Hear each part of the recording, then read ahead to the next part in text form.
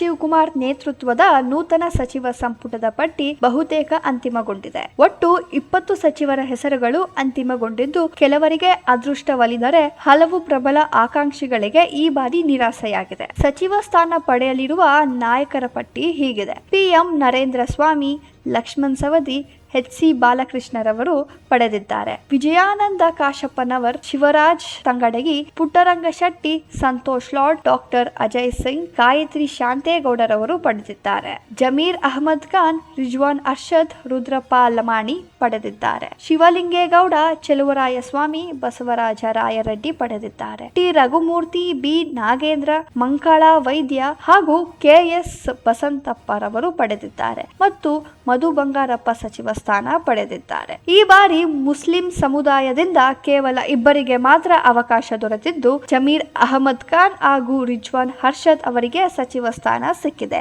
ಆದರೆ ಸಲೀಂ ಅಹಮದ್ ಅವರಿಗೆ ಅವಕಾಶ ಕೈತಪ್ಪಿದೆ. ಇನ್ನೊಂದೆಡೆ ಸಚಿವ ಸ್ಥಾನದ ಪ್ರಬಲ ಆಕಾಂಕ್ಷಿಯಾಗಿದ್ದ ಲಕ್ಷ್ಮೀ ಹೆಬ್ಬಾಳ್ಕರ್ ಅವರಿಗೆ ಈ ಬಾರಿ ತೀವ್ರ ನಿರಾಸೆಯಾಗಿದೆ. ಮುಖ್ಯಮಂತ್ರಿ ಡಿಕೆ ಶಿವಕುಮಾರ್ ಅವರ ಆಪ್ತ ಬಳಗದಲ್ಲಿ ಗುರುತಿಸಿಕೊಂಡಿದ್ದ ಲಕ್ಷ್ಮೀ ಹೆಬ್ಬಾಳ್ಕರ್ ಸಚಿವ ಸ್ಥಾನ ಲಭಿಸುವ ನಿರೀಕ್ಷೆಯಲ್ಲಿದ್ದರು. ಆದರೆ ಅವರ ಬದಲಿಗೆ ಮೊದಲ ಬಾರಿಗೆ ಮೇಲ್ಮನೆ ಪ್ರವೇಶಿಸಿದ ಗಾಯತ್ರಿ ಶಾಂತೇಗೌಡ ಅವರಿಗೆ ಸಚಿವ ಸ್ಥಾನ ಒದಗಿದೆ. ಕೆಪಿಸಿಸಿ ಅಧ್ಯಕ್ಷ ಬಿಕೆ ಹರಿಪ್ರಸಾದ್ ಅವರಿಗೂ ಸಚಿವ ಸ್ಥಾನದ ಭಾಗ್ಯ ದೊರೆಯದೆ ಅಧ್ಯಕ್ಷ ಹುದ್ದೆಗೆ ಮಾತ್ರ ಸೀಮಿತರಾಗಿದ್ದಾರೆ. ಈ ಹಿಂದೆ ಸಿದ್ದರಾಮಯ್ಯ ಸಚಿವ ಸಂಪುಟದಲ್ಲಿ ಶಿವರಾಜ್ ತಂಗಡಗಿ ಮತ್ತು ಸಂತೋಷ್ ಲಾಡ್, ಚೆಲುವರಾಯಸ್ವಾಮಿ ಹಾಗೂ ಜಮೀರ್ ಅಹಮದ್ ಖಾನ್, ಎಸ್ ಮಲ್ಲಿಕಾರ್ಜುನ ಮತ್ತು ಮಂಗಳಾ ವೈದ್ಯ ಹಾಗೂ ಮಧು ಬಂಗಾರಪ್ಪ ಅವರು ಮತ್ತೊಮ್ಮೆ ಸಚಿವ ಸಂಪುಟದಲ್ಲಿ ಸ್ಥಾನ ಪಡೆದಿದ್ದಾರೆ. ಇದೇ ವೇಳೆ ವಿಧಾನಸಭೆಯ ಸ್ಪೀಕರ್ ಆಗಿ ಗುರುಪಾದಗೌಡ, ಸಂಗನಗೌಡ ಪಾಟೀಲ್ ಹಾಗೂ ಉಪ ಸ್ಪೀಕರ್ ಆಗಿ ಎಸ್ ಪೊನ್ನಣ್ಣ ಅವರ